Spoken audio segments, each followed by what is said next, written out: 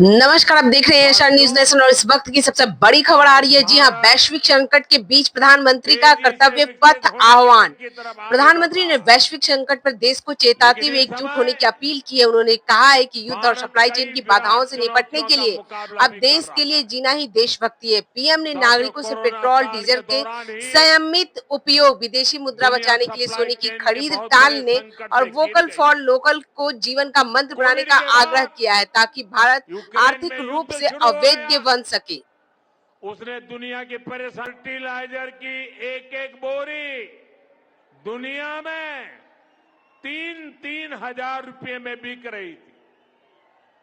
भारत के किसानों को वही खाद की बोरी 300 से भी कम रुपये में दी जा रही है।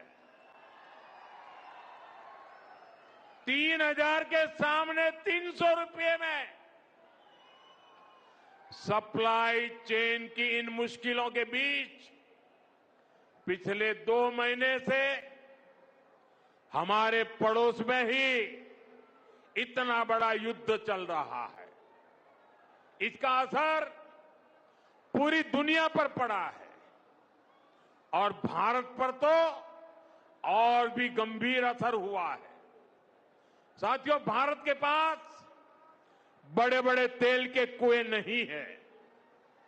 हमें अपनी जरूरत का पेट्रोल, डीजल, गैस, ये सब बहुत बड़ी मात्रा में दुनिया के दूसरे देशों से, बाहर से मंगाना पड़ता है। युद्ध की वजह से पूरी दुनिया में पेट्रोल, डीजल, गैस और फर्टिलाइजर के दाम बहुत अधिक बढ़ चुके हैं।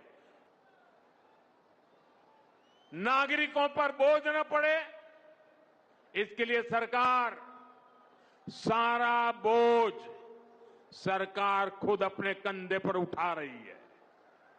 लेकिन साथियों, जब सप्लाई चेन पर संकट लगातार बना रहे तो हम कितने भी उपाय कर लें, मुश्किलें बढ़ती ही जाती है।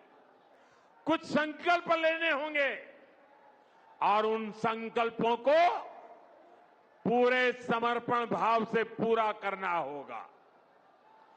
जैसे एक बड़ा संकल्प है पेट्रोल डीजल का संयम से इस्तेमाल करना। साथियों, हमें पेट्रोल डीजल का उपयोग कम करना होगा।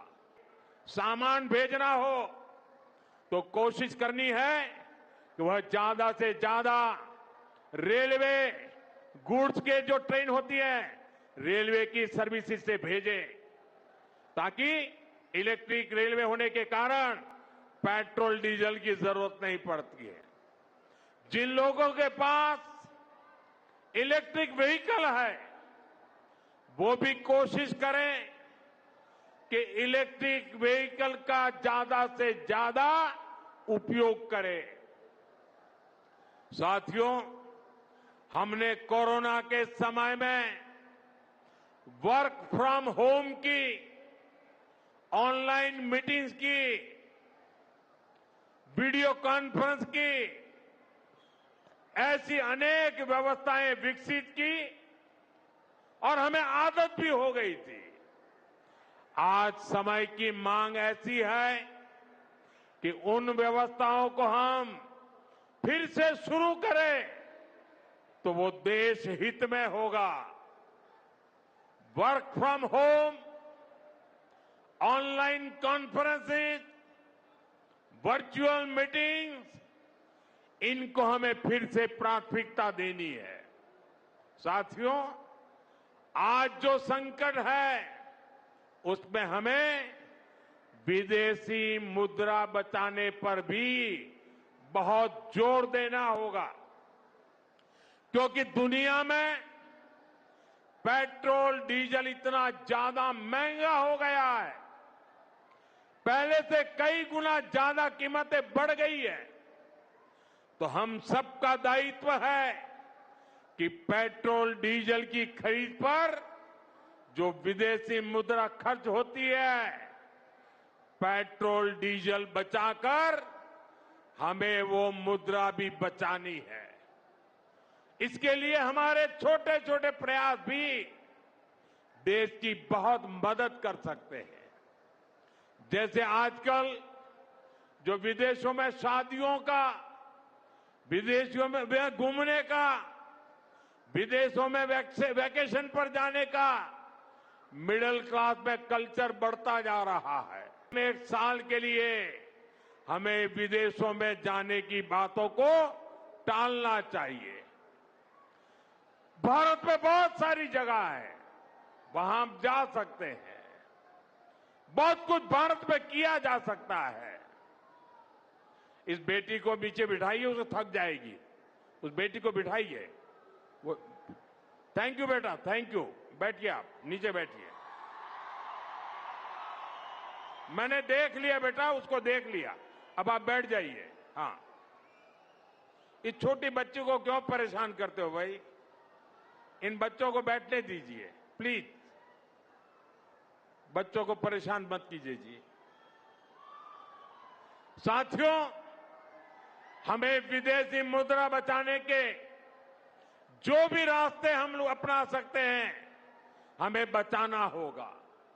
साथियों, गोल्ड यानी सोने की खरीद एक और पहलू है जिसमें विदेशी मुद्रा बहुत अधिक खर्च होती है।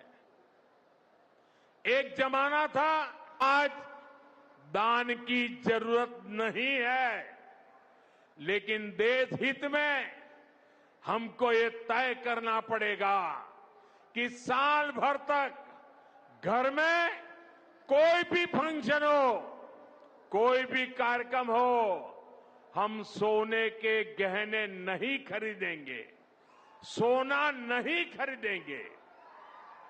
विदेशी मुद्रा बचाने के लिए हमारी देशभक्ति हमें चुनौती दे रही है।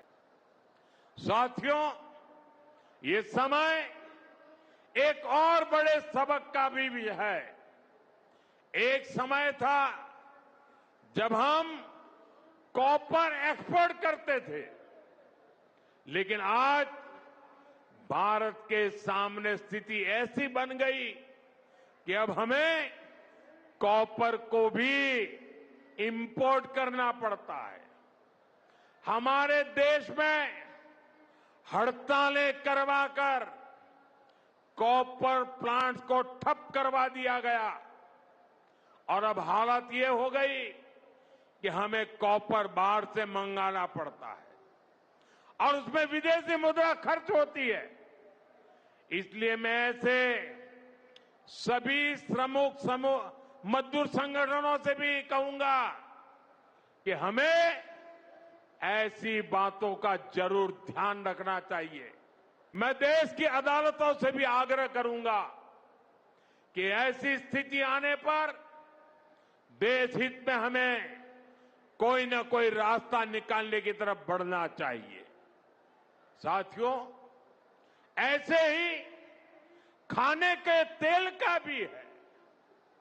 इसके आयात के लिए भी बहुत बड़ी मात्रा में हमें विदेशी मुद्रा खर्च करनी पड़ती है।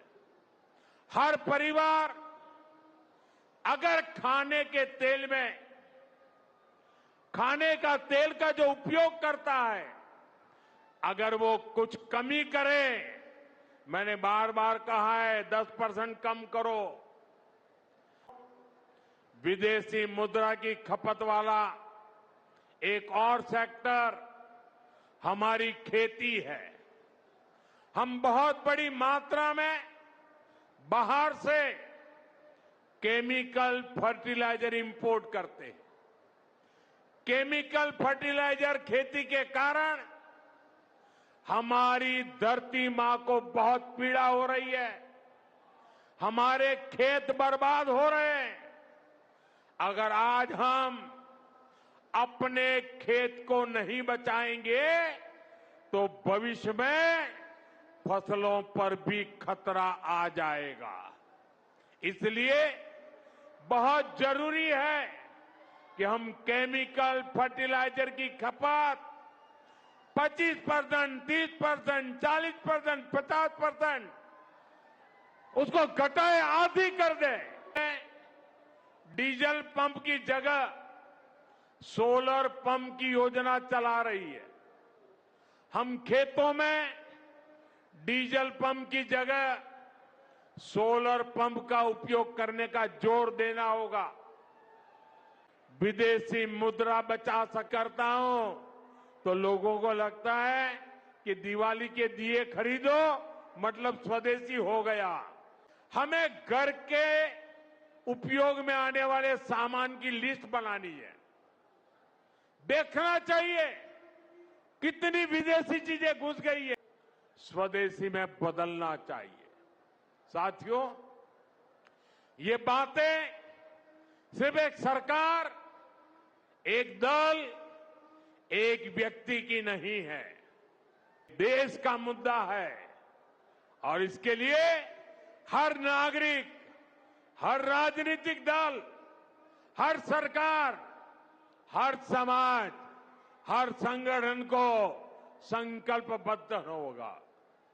मैं मीडिया के साथियों से भी देश हित में आगे आने के लिए आग्रह करूंगा।